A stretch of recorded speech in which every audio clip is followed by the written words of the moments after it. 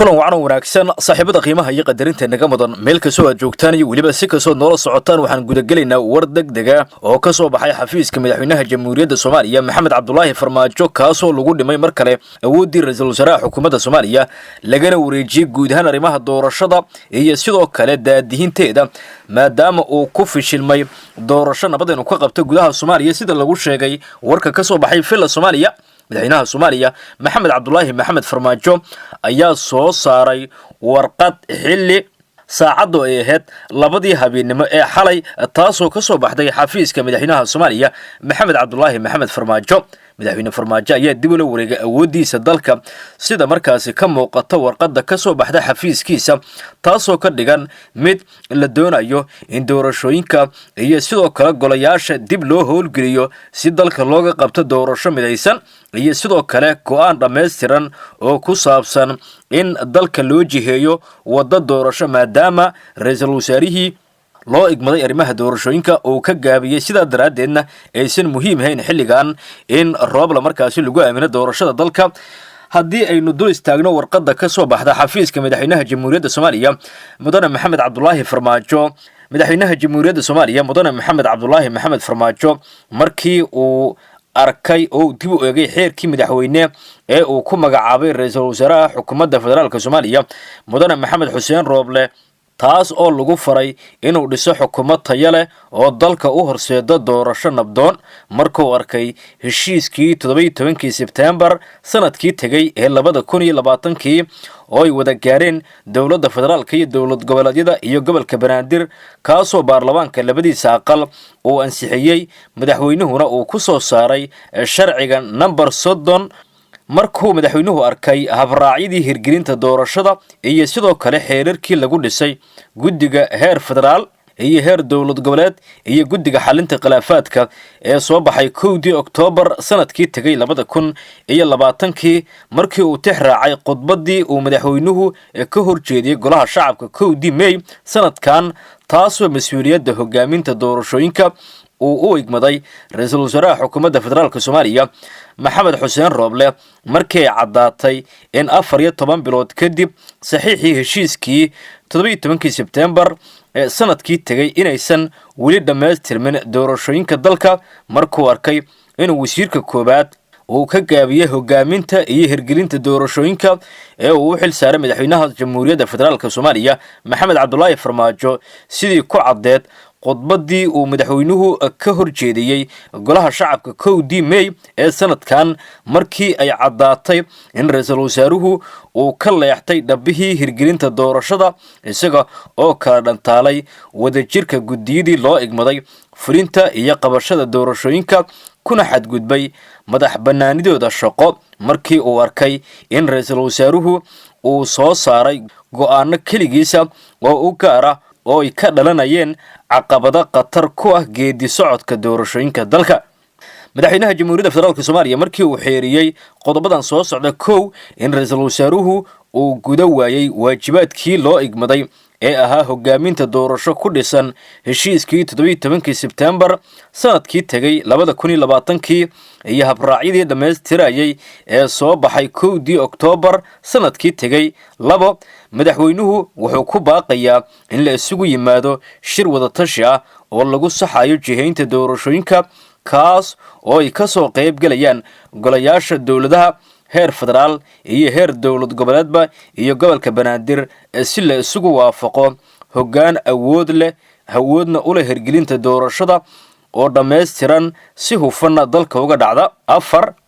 madaxweynuhu wuxuu ku baaqayaa in la dhageysto talooyinka waxqabadka waa talooyinka waxgaradka siyaasiyiinta bulshada rayidka ee qaybaha markaasi tabashooyinka la xiriira doorashooyinka si loo helo hanaan doorasho oo ku dhamaada jawi nabdoon oo loo siman yahay ayaa lagu yiri warka ka soo baxay xafiiska madaxweynaha jamhuuriyadda Soomaaliya mudane Maxamed Cabdullaahi Farmaajo warkaas ayaana ahaa war weyn oo ka soo baxay xafiiska filla Soomaaliya lagana filayay in madaxweyne Farmaajo uu markaasi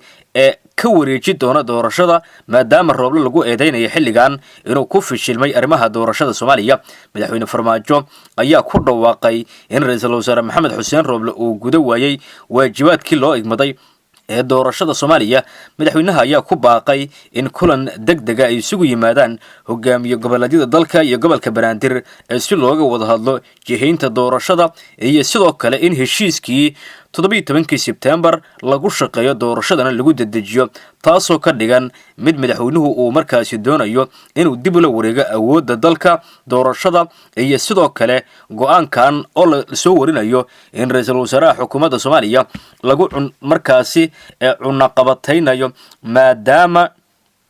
uu madaxweynuhu markaasi dalbaday in doorashada la saxo muddana uu ka warsugayay taasoo dhalisay in go'aankaas Rooble uu dhagaha ka fureysto sida iminka muuqata. haddaba shirar kala duwan ayaa xilligan ka soconaya oo subaxnimo ah madaxtooyada Soomaaliya gaar ahaan xafiiska ra'iisul wasaaraha siyaasiyiinta midowga murashaxiinta ayaa ku kalahay ra'iisul wasaaraha Soomaaliya xafiiskiisa Rooble oo la soo warinayo in laga yaabo in go'aan kale uu ka soo baxo filla Soomaaliya oo ku aadan go'aanka madaxweyne Farmaajo taasoo la soo warinayo in laga yaabo in madaxweynuhu mar kale uu ku dhawaaqo in ra'iisul wasaaraha laga qaado awoodda guud ahaan doorashada iyo sidoo kale in laga wareejiyo arrimaha doorashada. warar kalena waxay sheegayaan oo xilligan aynu helayno in madaxweynuhu doonayo in ra'iisul wasaaraha xilka uu ka qaado maadaama horay markaasi wararkeenii hore aan ugu baahinay inuu jiro heshiis u dhaxeeya mucaaradka iyo ra'iisul wasaaraha xukuumadda Soomaaliya sida ila kala duwanba ay noo sheegayaan. warar kala duwan suldaanka tiifo helayo ayaa sheegaya in madaxweynaha iyo sidoo kale ra'iisul wasaaruhu ay isku qalaafsan yihiin guddiga doorashada iyo arrimo kale ku saabsan guud ahaan doorashada dalka. waxaa sidoo kale la isku haystaa dhul boob Rooble lagu eedeeyay taasoo la soo warinayo in laga yaabo in Rooble maxkamad uu ku muteysto maadaama uu ka soo horjeestay go'aanadii muhiimka ahaa ee dalka markaasi doorashada u jihaynayay. haddaba arrintan ayaa markaasi dalka geli karta qalqal kale iyadoo markaasi shacabka Soomaaliyeed ay horay markaasi ula socdeen go'aanadii Rooble uu qaatay oo dalka u jiheeyay meel cidla ah taasoo ka dhigan mid xilligan dawladdu ay doonayso in madaxweynuhu uu markaasi dib ula wareego awoodiisa doorashadana isagu daadihiyo taasoo ka dhigan mid markaasi xoog lagu saarayo go'aan mida oo la doonayo in hogaamiye goboleedyada iyo sidoo kale markaasi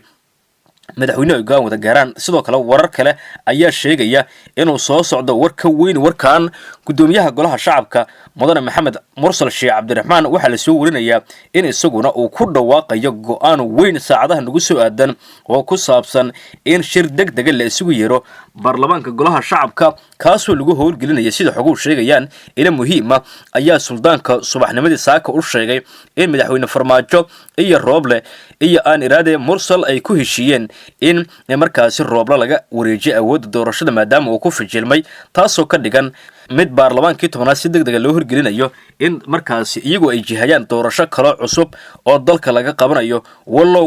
wararka qaar ay sheegayaan in lagu shaqeynayo habraacidii hore doorashada iyo sidoo kale in lagu saxayo guud ahaan arrimaha doorashada taasoo dalka markaasi xaalad kale gelinaysa dibna u dhigi karta guud ahaan doorashooyinka Soomaaliya iyadoo xogaa qaar ay sheegayaan in gudoomiyaha golaha shacabka isaguna uu ku dhawaaqayo go'aan markaasi ku saabsan oo la doonayo in go'aankan uu noqdo mid baarlamaanka lagu howlgeliyo iyadoo ila kala duwan muhiim ay sheegayaan in dhinaca filla Soomaaliya ay ka socdaan shirar waaweyn oo madaxweynuhu uu leeyahay